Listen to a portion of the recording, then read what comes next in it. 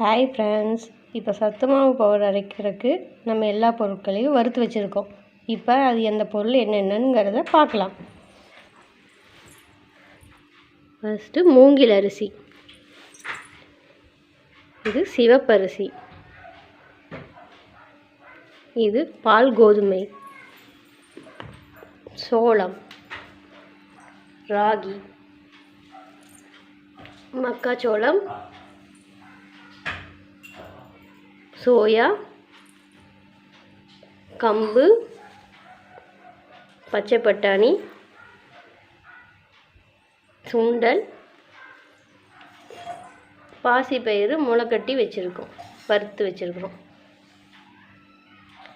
கோதுமை, இது கருப்பு கவுனி, சிவப்பு கவுனி, கைக்குத்தல் அரிசி,